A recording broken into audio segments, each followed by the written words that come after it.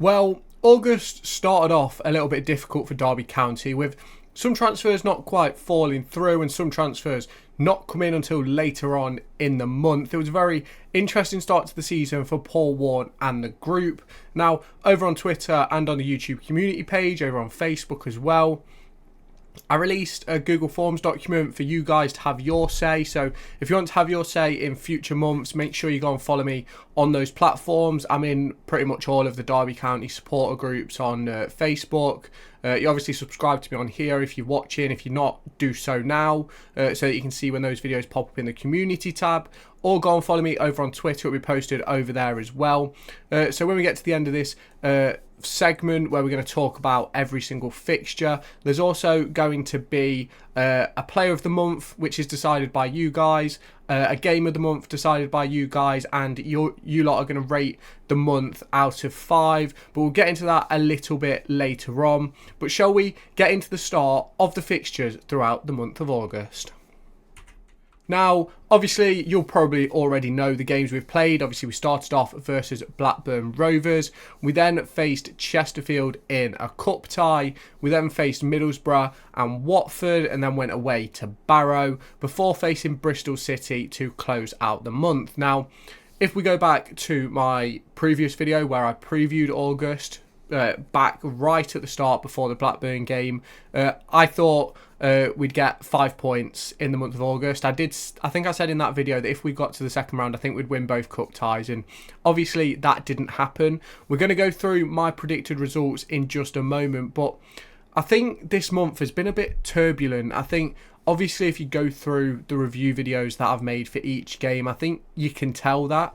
I think we hit a stride versus Bristol City, and I think a lot of people agree with that. It's probably the best performance I've seen from Paul Warne's Derby County, especially given the opposition as well, because we had performances like that in League One, but when you beat Forest Green Rovers 4-0 or something, it's completely different to beating a Championship playoff team 3-0 like we did. So it's one of those for me where it's been a very topsy-turvy month, and I personally think we've done okay. A lot better than, well, maybe not a lot better than I anticipated. I think we've done better than I anticipated, but it's one of those where I'm still sort of on the fence with how it's going.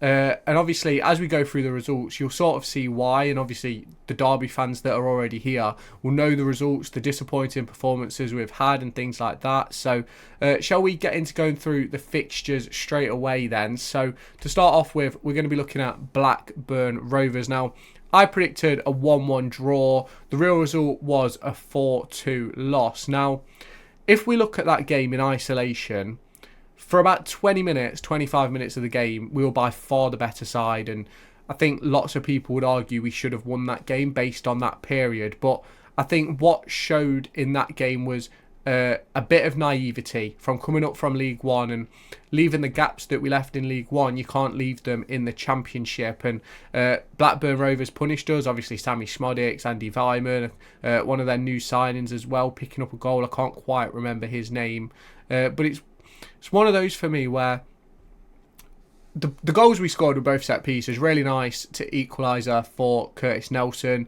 Really nice goal as well. I think it was Kane Wilson who got the second. And it's really interesting when you look back to this game, because overall, I think the performance was naive. But for spells of the game, we were the better side. I spoke about it after the game, and it wasn't necessarily a great performance, but it was okay. On another day against a different opponent with a different goalkeeper, maybe they wouldn't have scored 4. But it's one of those where Derby County gave up too many opportunities, and which then led to Blackburn taking the lead and then running away with it. I think there was a 10-minute spell where they scored 3 times in 10 minutes, and that sort of really shut the game down. And it was disappointing to watch that game, and it sort of felt like writing on the wall, really. Obviously, we know Paul Warne's record in the Championship. Now, obviously, since then, looking back in hindsight, it's been a bit different. But I still think we should have done better in that game. Now, we obviously then move on to the Chesterfield Cup tie, where I predicted we'd win 3-1. We came away 2-1 winners, so I'm more than happy with that. I knew we'd concede in this game. We've got a thing of we have a thing of conceding in games like these, and obviously It was a really good result, but performance-wise, it still wasn't quite there. I thought Dejon Brown had a really good performance on the night. Liam Thompson was good on the night.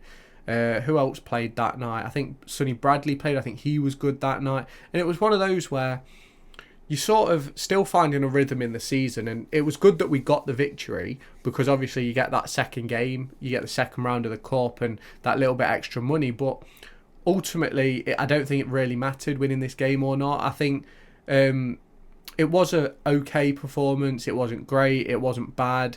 Obviously, defensive display again was a bit lapse, really. And I think Chesterfield showed the difference between a Championship side and a League Two, League One side, because we gave them a few opportunities which they didn't quite take. Obviously, the goal they did score was from a defensive error from Liam Thompson, who obviously made up with it with that screamer down the other end to equalise. So it's one of those for me where it was an okay game. It wasn't really mega. We didn't really perform to the standard that I thought we would have. But it's one of those for me. We run away with the victory, and that was the important thing. So now we move on to the Middlesbrough game. Now, I'm one of probably few.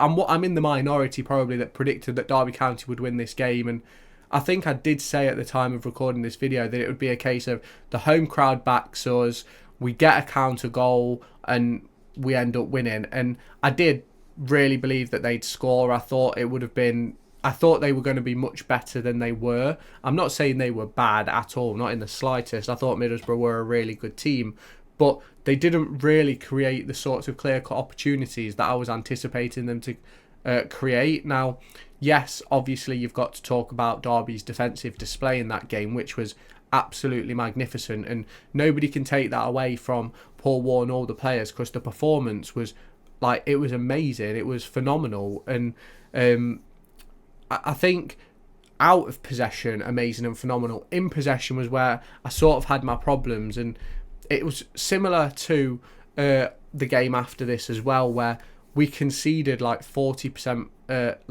We had 40% possession. It was probably less than that in this game. I think it was 33. And when we had the ball, instead of trying to make something happen and hit them on the break, we just sent it along. And whether that was because we had Collins in the team, whether it was because we didn't have the trust in the goalkeeper to use as much, because obviously Vickers was still in goal for this game, despite Zetterstrom signing the day before. It was a good result for Derby County. Out of possession was exceptional.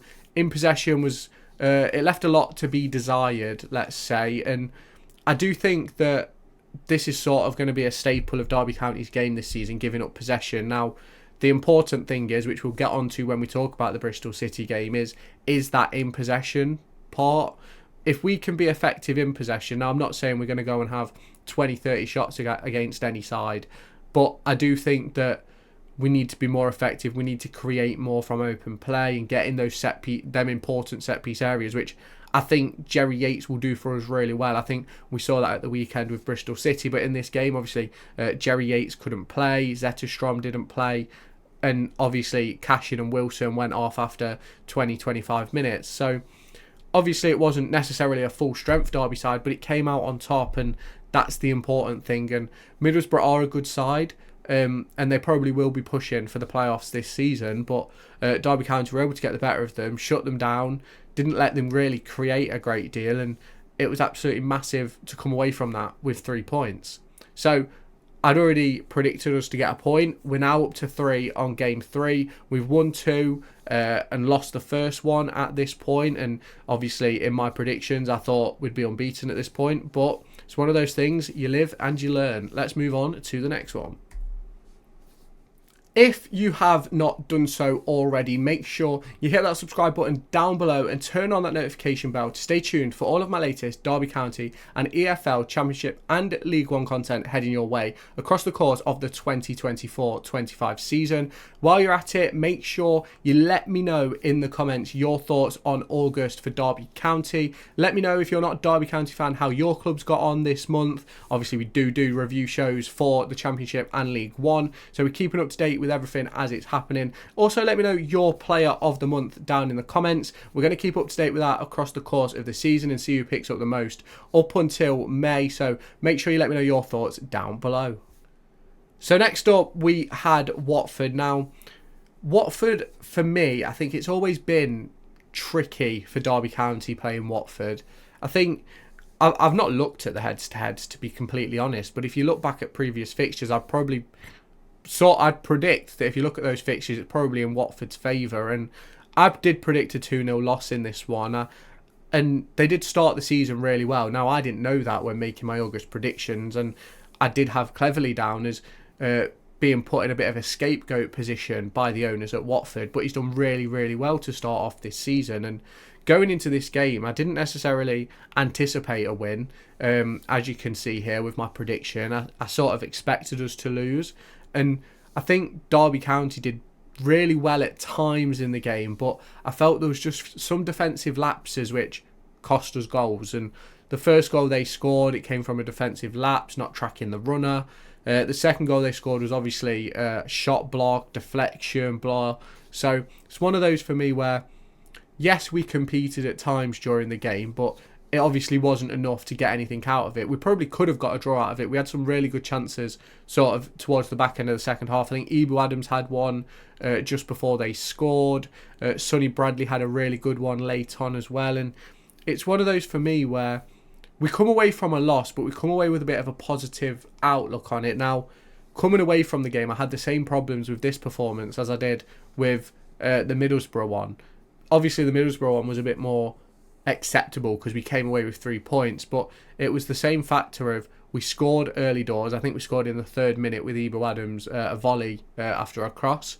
And then for the rest of the game in possession, we just didn't have any quality, and it was sort of, again, pretty similar to the Middlesbrough game where it was going long, and we had Jerry Yates up front for the first time in this game, and he was still getting to grips with the way we were playing, and I think we was just way too deep within the game. Now, obviously, you can all have your opinions. If you want to go back through my channel and watch all the game reviews, I'll tag each game review that I can, because I think you can only tag 4 videos. So I'll tag 4. I'll do the league games. But it was sort of one of those where I came away disappointed because I felt we could have done more in possession. I felt like when we did have an opportunity, it was in really good positions, but we didn't do it enough throughout the game. Now, we then head into the Barrow game, which I predicted in the video a 2-0 win, a 2-3-0 win. I thought we'd turn them over. I thought we'd put in a really good performance. I thought Paul Warne would use it to make a statement. Now, on the night, I think he made 6 changes, and it's not that the 6 changes were bad. Obviously, Chiwa was out of position in his first game, but it was really disappointing, the performance. There was no sort of... We had a couple of opportunities to score, don't get me wrong, and we should have come away with a win, but there wasn't enough conviction in possession, and for large majorities of the game, in my personal opinion, we was outclassed by Barrow. We was outplayed by Barrow, outfought, outworked, out-tackled by Barrow. That's what it felt like from an onlooker's perspective. Now, if we go and look at the numbers, I'm probably a little bit wrong, but that's what it looked like. That's what it felt like. And Paul Warne had the same problems after the game, and Paul Warne has had the same problems as me after games, and I've been getting stick for saying it when Paul Warne has been saying it in interviews. It was like our conviction in possession wasn't good enough, our confidence in possession hasn't been good enough, and it leading into this game, it just sort of, obviously we drew 0-0 and lost on penalties, and obviously penalties are a lottery, but when what would be your penalty taker if he's on the pitch? James Collins misses the way he missed, didn't even hit the target. It's disappointing, and you know it's going to be a tough night, even though it'd already been a tough night by that point. But it was a very difficult one to watch. I just didn't think we had anything. Obviously, we brought on Mendes-Lang and Jackson halfway through the game, and I thought they played fairly well. And I think Jackson and Mendes-Lang were probably the sparks of that game, but it just wasn't quite enough. But it's one of those, we live and we learn from it, and we'll move forward into obviously better performances as the season goes on. And we saw that heading into the next game versus Bristol City, which was a massive turnaround in comparison to what we anticipated going into that game. Now, obviously, at this point, I'd predicted that Derby County would win 3, draw 1, and lose 1, I think. Win both cup games, win Middlesbrough, draw with Blackburn, lose to Watford. Yeah, so heading into this one, it's sort of a case where I anticipated we'd have 5 points in the league coming away from this game. And we're sitting on 6, so it's better than expected. And obviously the 3-0 win and the performance behind it as well was exceptional. It was a real performance which I did not anticipate seeing from Derby County. I think we did really, really well in both boxes. I think we did really well in between the boxes as well. In and out of possession, we were so organised, and we worked so hard and created really, really good opportunities. And I don't think 3-0 flatters us. I think really it could have been 5 or 6. Some people have been saying it could have been 7. Now, obviously, Mendes Lang hit the post. Jerry Yates missed a couple of chances.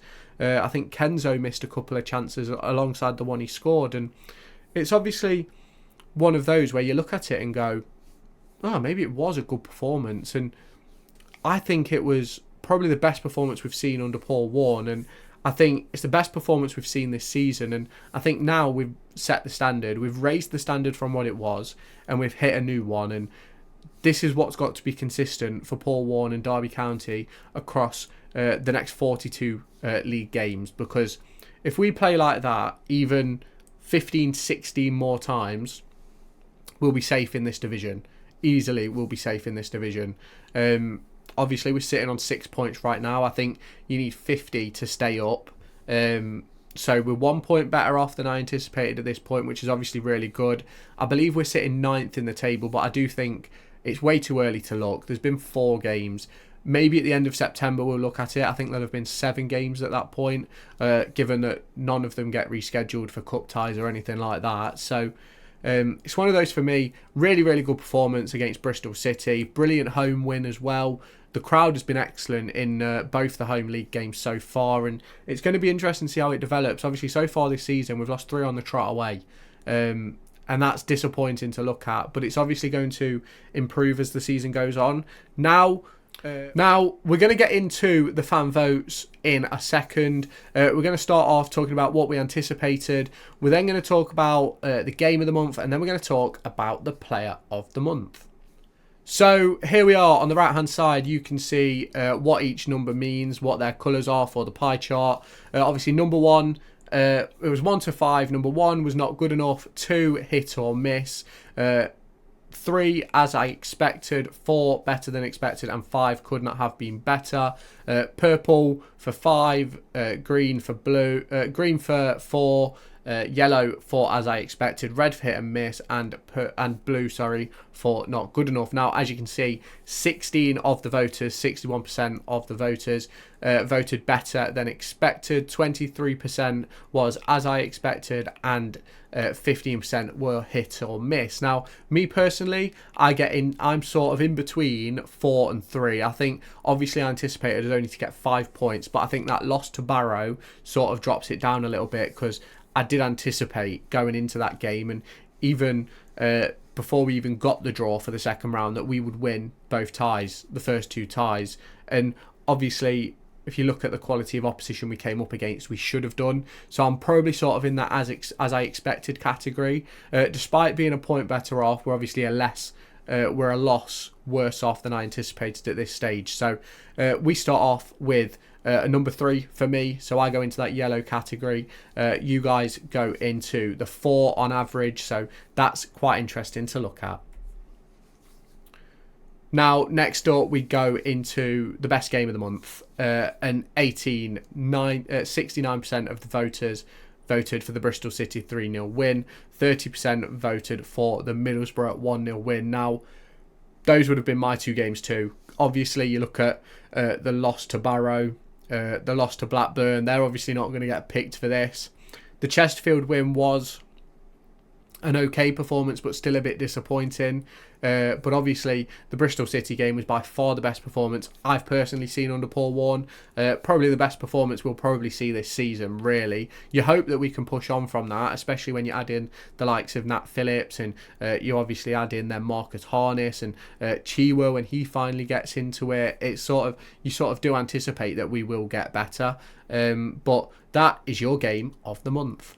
Now, for player of the month, you can obviously see on the tags down the side what colour everybody is.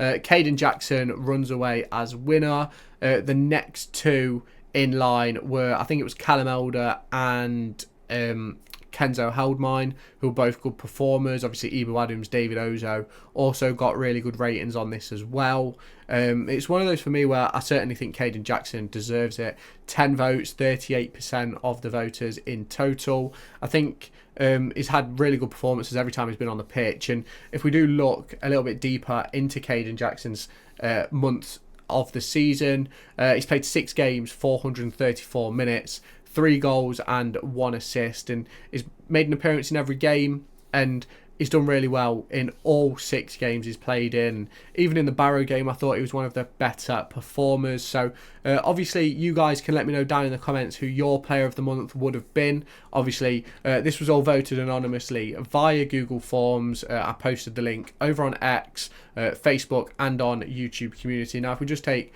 a little bit more of a look into here, obviously the likes of David Ozo, Callum Elder getting some big shout outs in there as well. Ben Osborne I think got a couple of votes. I think Ibu Adams, which I mentioned earlier, got a couple of votes.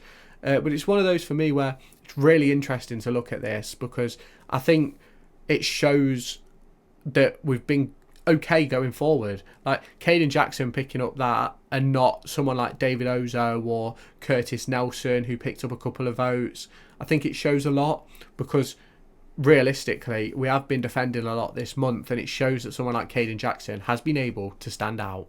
Now, if you want to get involved in the votes for the month of September, make sure you follow me over on X.